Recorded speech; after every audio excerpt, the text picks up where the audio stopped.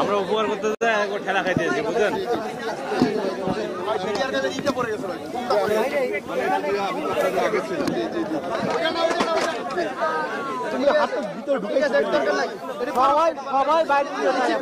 ঠিকই আছে ঠিকই আছে, আমরা কষ্ট করে ধরতেছি আবার আমি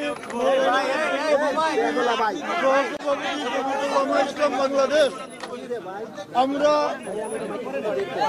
সরকার আমাদেরকে আহ্বান করেছিলেন, আমরা দেশ জাতি স্বার্থে আমরা আমাদের এই বর্তমান তত্ত্বাবধায়ক সরকারের সঙ্গে আমরা সবাই একসাথে আছি, যে কোনো পরিস্থিতিতে আমরা সরকারের সঙ্গে থাকব এবং দেশের পক্ষে আমরা অবস্থান নিব। আমরা এই কথা বলেছি যে আপাতত বাংলাদেশের কোনো নাগরিক ভারতে যাওয়া সমীচীন নয়, সরকারের দৃষ্টি আকর্ষণ করেছি। এবং ভারতীয় নাগরিক সবার প্রতি আমাদের আপত্তি না থাকলেও ইসকন নামক যে সংগঠন আছে, এটাকে সন্ত্রাসী সংগঠন, তাদের কোনো লোক যেন আমাদের দেশে আপাতত আসতে না পারে, আমাদের দেশে এসে তারা আমাদের স্থিতিশীলতা বিনষ্ট করতে পারে, সাম্প্রদায়িক সম্প্রীতি নষ্ট করতে পারে। এই জন্য আপাতত সকল ভারতীয় নাগরিককে ভিসা না দেওয়ার জন্য আমরা আহ্বান জানিয়েছি। মৌলানা আব্দুর রব ইউসুফি, সহ সভাপতি জমিয়ত উলামা ইসলাম বাংলাদেশ। এখন আমার মহাসচিব মঞ্জুর আফিন দিয়ে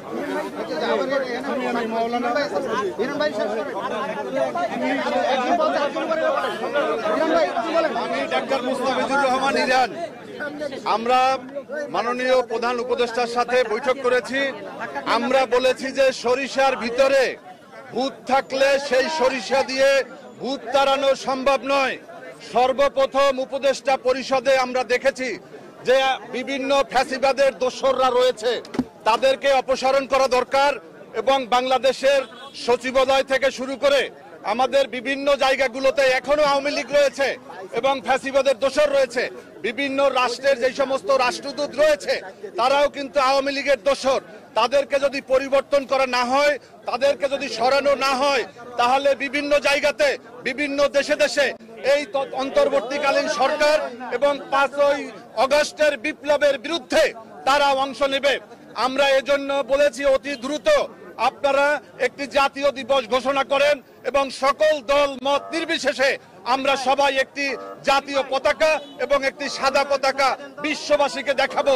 যেভাবে আমরা 5 তারিখে রাজপথে নেমেছিলাম আমরা সেভাবে আছি। আমরা আমাদের বক্তব্য শুনেছেন এবং ইনশাআল্লাহ অতি দ্রুত আমাদের আসবেন। আমরা বলেছি যে আমাদের সাংবাদিক বন্ধুদের আজকে যেই অপপ্রচার, ভারতীয়রা এখানে যেই ধর্মীয় উন্মাদনা, এখানে একটা যেই ধর্মীয় যেই ক্লাস সৃষ্টি করার জন্য যে অপচেষ্টা করছে, তাকে আমরা মিডিয়ার বন্ধুদের মধ্য দিয়ে তাদের মাধ্যমে আমরা তথ্যগুলোকে জাতির সামনে উপস্থাপন করতে চাই, বিশ্ববাসীর সামনে উপস্থাপন করতে চাই। আপনাদের সবাইকে ধন্যবাদ।